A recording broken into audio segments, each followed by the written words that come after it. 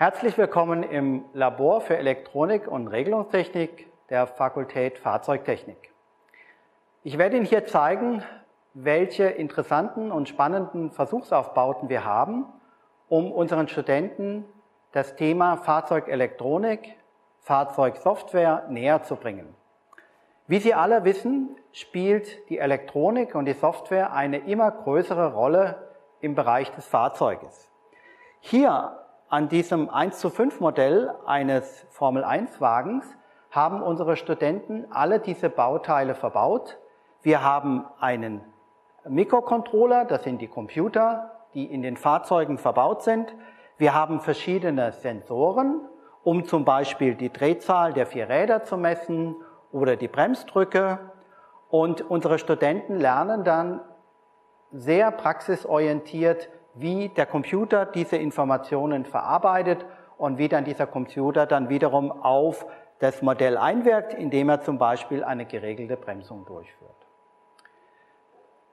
Die Studenten lernen natürlich in den theoretischen Vorlesungen, angefangen von der Mathematik, Mechanik, den physikalischen Grundlagen bis hin zur Simulation und Regelungstechnik, wie man solche komplexen Systeme mathematisch auslegen kann.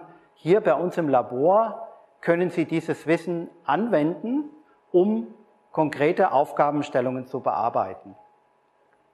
Ein typischer Entwicklungszyklus, wie er in der Industrie tausendfach täglich durchgeführt wird, besteht darin, wenn man eine neue Funktion hat, wie zum Beispiel den Abstand zwischen 2 Fahrzeugen zu kontrollieren, dann bildet man zunächst ein Modell dieser beiden Fahrzeuge und probiert die theoretischen Ansätze an einem PC, also einem ganz normalen Computer, dann aus, so lange bis man eine zufriedenstellende Regelung des Abstandes gefunden hat.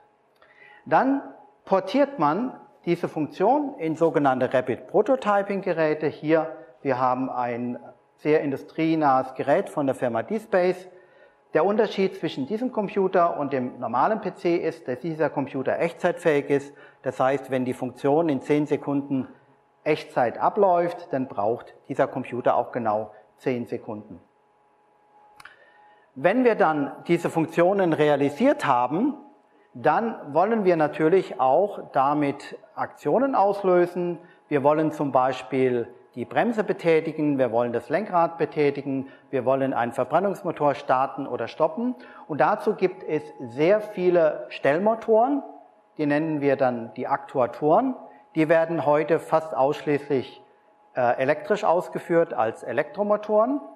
Und hier an diesen beiden Prüfständen können dann unsere Studenten einen Elektromotor verschalten mit diesem Kabel, können ihn laufen lassen, können Messungen durchführen. Die Messungen werden direkt am Bildschirm angezeigt und können dann per Internet dann direkt auch übertragen werden auf eine Datenbank. Hier sehen Sie noch, mit welcher Vielfalt von Stellmotoren wir uns jetzt hier beschäftigen. Es gibt Stellmotoren ganz unterschiedlicher Größe, unterschiedlicher Leistung, zum Beispiel um einen Sitz im Fahrzeug zu verstellen, um einen Spiegel zu verstellen, um die Scheibe zu betätigen.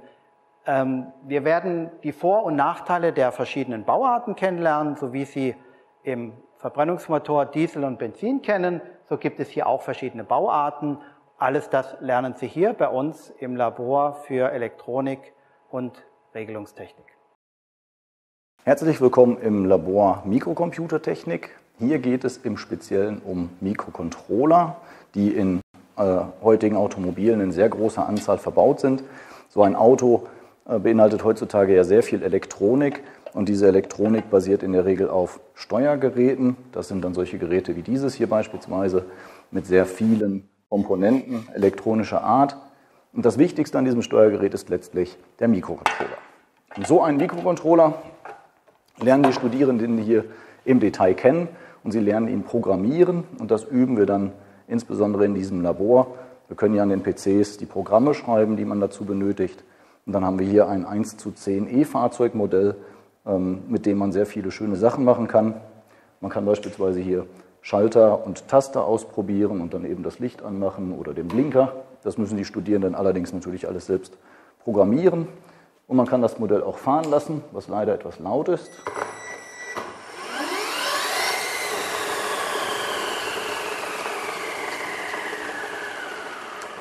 Und auch lenken können wir. Und da haben wir sehr viele Komponenten, die eben von den Studierenden bearbeitet werden. Schalter, Taster, LEDs, Leuchten.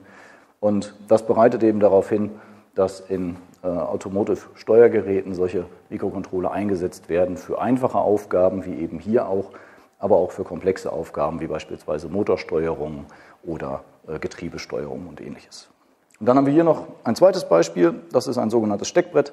Auf dem sind die Komponenten jetzt einzeln draufgesteckt und verbunden. Auch das machen die Studierenden dann selbst.